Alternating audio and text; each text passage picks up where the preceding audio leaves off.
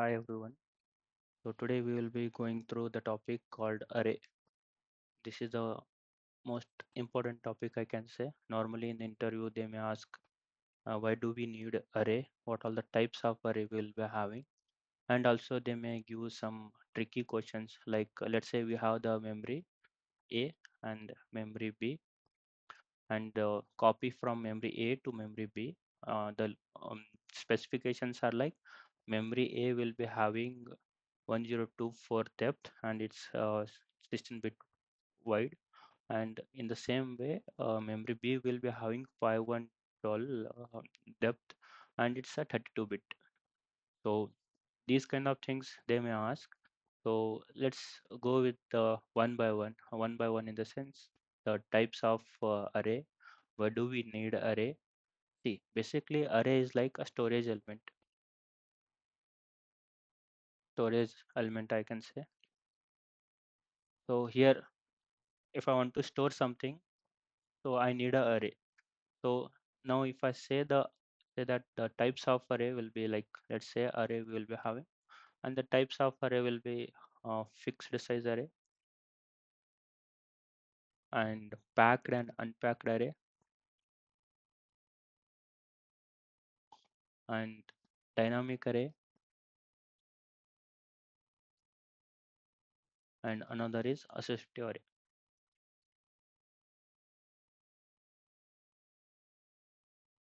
So now let's go with the fixed size array. One by one we'll be going. So here the memory size is fixed one. Fixed in the sense the variables whatever we will be using, that will be the fixed throughout our simulation. So and also we have the one dimensional, two dimensional, uh, basically multi-dimensional and the single dimensional array. The here in the fixed size array, just remember that the array size is fixed throughout the simulation, and by default the values will be initialized with the 0. So now let's say I will be declaring on integer type array, int array, and I'll be just giving the number like here this is the depth of the array. Most of the things we may know, but still we will be going with this from the scratch. See here the declaration of array, just remember that syntax wise I will be going with the syntax as well. Let's say here the data type, like it may be int, it may be logic, res, whatever we, it depends on the usage. So here the data type and the variable, and here in the square bracket depth of the array. So give the semicolon at the end. So here let's say the declaration part, declaration wise if I say that I can declare in this way as well, I can declare in this way as well, even I can declare in this way as well. So like normally in industry we go with this one, the first one. So let's say that I'm just saying that the depth of the array is 3 and the type of the array is integer type. So let's say that I want to write a code on fixed size array. So in normally in the module let's say a module TB, I'll be just declaring an array like how I declared earlier, int array arr3. So here it is the depth of the array is 1. So if I want to write values to it, so here I can just directly write the values will be in this format. Let's say 2, 3, 4. It can have a single dimensional array. It like a declaration. So this first of you or single inverted comma I can say. So this one is used normally for writing, and this is the one case if I want to write a array. And also let's say I want to generate arrays one, like so those kind of things also I can consider. So I'm just telling like declaration, and normally if I want to write something in the code, so normally I'll be using this initial begin. So there if I want to generate a array, let's say I'll be using a random numbers, I can say dollar random I'll be using. So here like what kind of array I want to write. So a number, this dollar random will generate a random number. And the location wise, like here, if I want to put 0, so at the 0th location, this one random number will be generated. In the same way, like use case may depends on the uh, different scenarios. Now let's go with the coding style. Like if I want to write codes, let me go to the EDA playground. I'm just typing that like module tb and end module. Let's say mm, declare an int array of size will be 3. Let's go with I'll be declaring here itself. So this one generate a random number 5 6 7. I'll be writing this one. So let's say that um, now just for our time sake, like run this one, save this simulation. Normally I'll be using synopsis. So let's say save and run. Check whether any simulation errors are there or not. Hopefully the simulation error will be not there. And see, there are no simulation errors. Let's say I'll be writing this initial begin, and in the end make a habit of writing coding style in this way, like initial begin and you just put it like here. If I want to call the display, let's say that array is,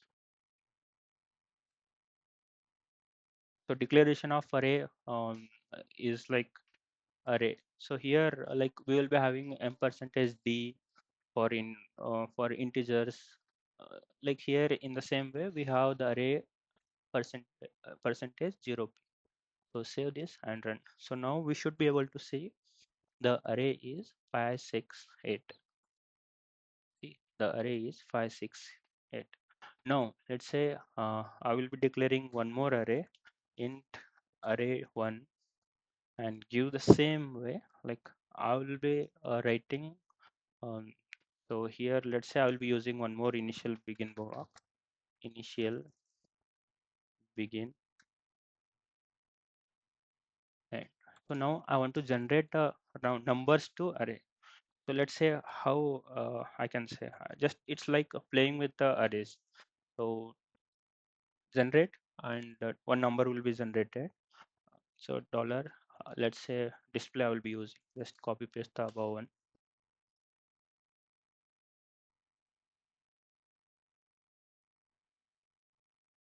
So here array one %. Now see the dollar random number is one number, but here the array is depth is 3.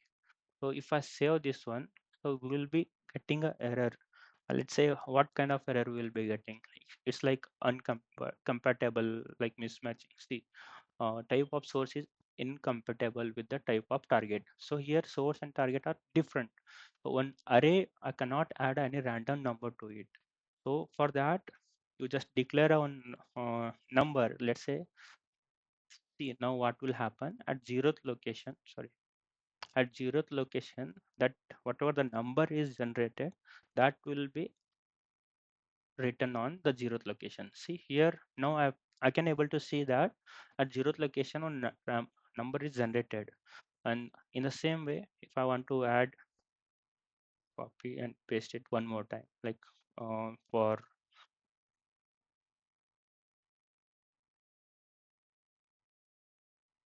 let's see how it works.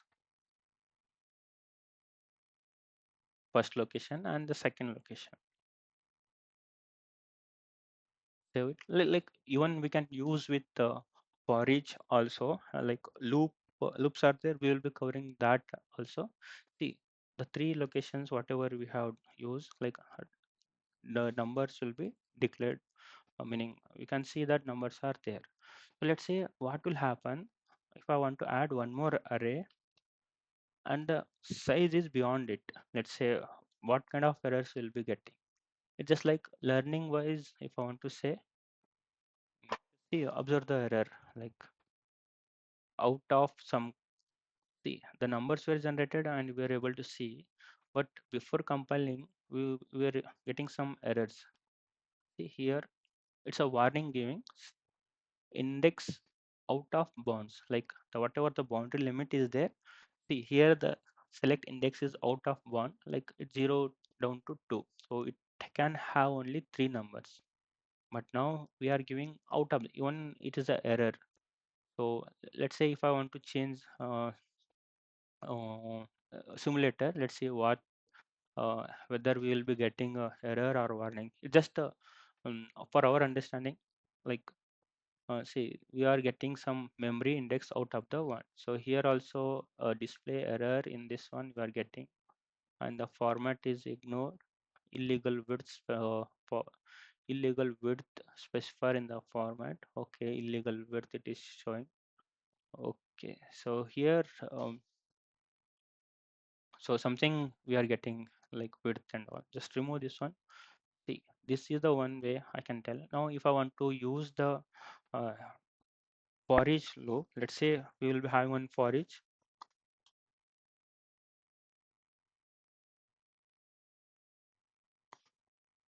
I see here in the for each loop, I'm not using how do I say begin integer declaration, like normally in for loops and all we will be declaring int I is less than or something, those kind of things we will be playing. But here whenever we use for each loop, not necessary to declare numbers, like even I can add r rj whatever, it's up to us how we can play with this one. So let's say that begin and end. And now for each, see, just add a variable I. Anyway, I'm using inside the for each loop I. Let's say I'll be using this dollar function and add this one. Let's cut paste, I can say. So begin end of this one and begin.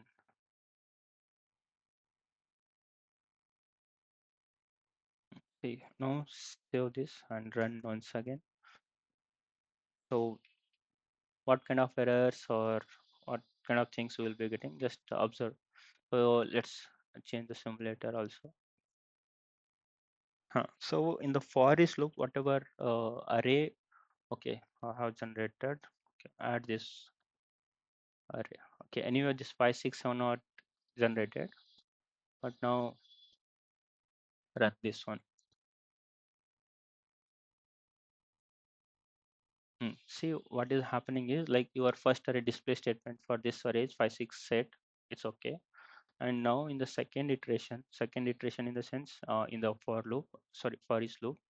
So here one random it will check like depth of the array is 3 here, so it will repeat for 3 times. So now if I see array of I will be 0, so at 0th location one random number is generated. Let's say um, okay, let's say for our convenience I will be adding this one. I will be running one more time. So just understand that. So here I can see one number is generated, that number is assigned at 0th location. And in the second iteration, and so second and third are 0, and in the second iteration another number is generated and that location is set to the second location, meaning 0 1, and in the same way for third as well.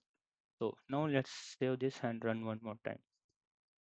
See, these are the basic types of array we can play. Like in the interview they may ask you like you need to generate a run number, and based on that you can play around that.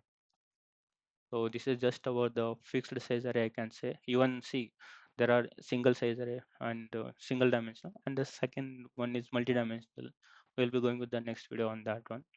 So just understand that the concept here is like array, how we can use copy from memory A to memory B. Like we'll be going through those things as well. Yeah, thanks.